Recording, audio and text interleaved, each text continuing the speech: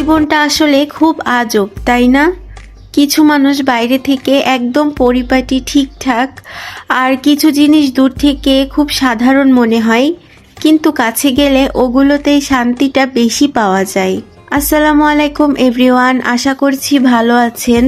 আল্লাহর রহমতে আমিও ভালো আছি। আজকের ভিডিওটা একদম সকাল সকাল শুরু করেছি। আজ খুব সিম্পল নাস্তা বানাবো, বাঙালির কমন ব্রেকফাস্ট, রুটি আর সবজি।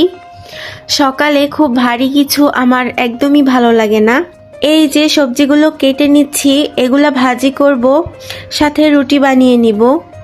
সকালে নাস্তা হয়ে যাওয়ার পরেই আমি দুপুরের রান্নার জন্য সবকিছু একসাথে গোছানো শুরু করে দিই। একবারে গুছিয়ে নিলে আমার কাছে সবকিছু অনেক ইজি মনে হয়, রান্নাও কম টাইমে হয়ে যায় আর ঝামেলাও কম। আমি একটু ঝামেলাহীন জীবনই বেশি পছন্দ করি। তো গতকাল রাতে লাল শাক কেনা হয়েছিল, আমি রাতে ভালো করে ধুয়ে পানি ঝরতে দিয়ে রেখেছিলাম। সব সময় আমি শাক কাটার আগেই ধুই, কাটার পরে না। আমার মনে হয় এতে শাকের কালার আর পুষ্টিগুণটা ভালো থাকে। এভাবে করে শাকের গোড়া ফেলে দিয়ে ছোট ছোট করে কেটে নিচ্ছি। এক একটা করে শাক বাছতে গেলে আমার মনে হয় অনেক বেশি সময় লাগে। ভিডিওতে যেভাবে দেখতে পাচ্ছেন এভাবে করে কাটলেই অনেক বেশি তাড়াতাড়ি হয়ে যায়। সবগুলা শাক কেটে নেওয়া হয়ে গিয়েছে। শাক বসানোর সময় একটা জিনিস আমি কখনোই করি না, আমি কখনো লাল শাক ঢেকে ভাপ দেই না, শুধু পেঁয়াজ আর মরিচ দিয়ে ভাপ দেই। এতে কালারটাও সুন্দর থাকে, টেস্টও ভালো হয়। তারপর সামান্য রসুন আর চিংড়ি দিয়ে বাগার দিয়ে নিলাম, একদম পানি ছাড়া ভাজা ভাজা করে। এরপর চিংড়ি ভাজতে দিলাম, ভালোভাবে কষিয়ে যখন একটু ভাজা ভাজা হয়ে গেল তখন এর মধ্যে সেই নারিকেলের দুধটা দিয়ে দিলাম। তো হ্যাঁ, বুঝতেই পেরেছেন আমি এখানে সবার কম বেশি পছন্দের চিংড়ি মাছের মালাইকারি রান্না করছি। আর এখন মাছ ভাজতে দিয়েছি। এর ফাঁকে যেহেতু আর কোনো কাজ ছিল না, তাই আমি ক্লিনিংয়ের কাজ শুরু করে দিলাম। তো এটা একটা ম্যাজিক ব্রুম, অনলাইন থেকে কিনেছিলাম।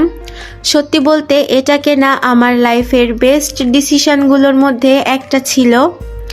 খাটের নিচে, ফার্নিচারের নিচে সব জায়গা খুব ইজিলি ক্লিন হয়ে যায়, আর ময়লাগুলো ভেতরে স্টোর হয়ে থাকে, তো আলাদা করে ময়লা ওঠানোর ঝামেলা নাই। এভাবে আমি ক্লিনিংয়ের কাজ শেষ করে আবার রান্নায় ফিরে আসলাম।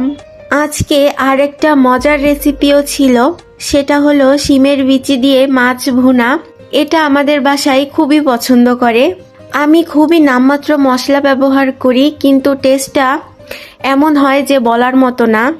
এই যে আমি এখন রান্না করছি, মশলা তেল সব কিছুরই একটা মাপ লাগে। বেশি হলে টেস্ট নষ্ট, আবার কম হলে স্বাদ আসে না। আমি অনেক সময় এটা ভাবি মানুষের সাথেও ঠিক এমনই।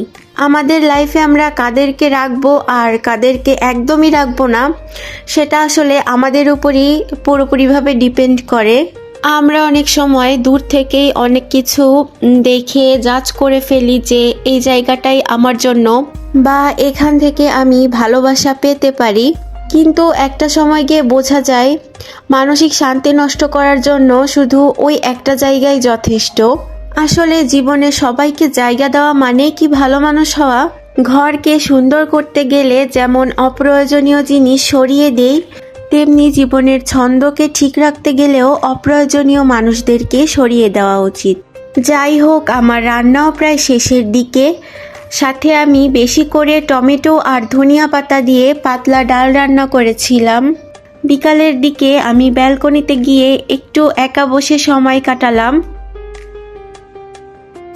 পাখির ডাক শুনতে শুনতে আর হালকা বাতাসে আমি এই বাবল টিটা এনজয় করছিলাম আর সুন্দর মুহূর্ত কাটাচ্ছিলাম।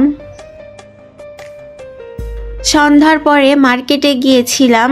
ফেরার সময় আমার পছন্দের জায়গা থেকে বটি কাবাব নিয়ে আসা হয়েছিল। এটা অনেক ঝাল, এই জন্যই আমার এত বেশি পছন্দ। আজকের ভিডিওতে আমি আমার দৈনন্দিন জীবনের ছোট ছোট কাজগুলো আপনাদের সাথে শেয়ার করলাম। ভিডিওটি কেমন লাগলো অবশ্যই কমেন্ট করে জানাবেন। দেখা হবে পরের ভিডিওতে। আল্লাহ হাফেজ, আসসালামু আলাইকুম।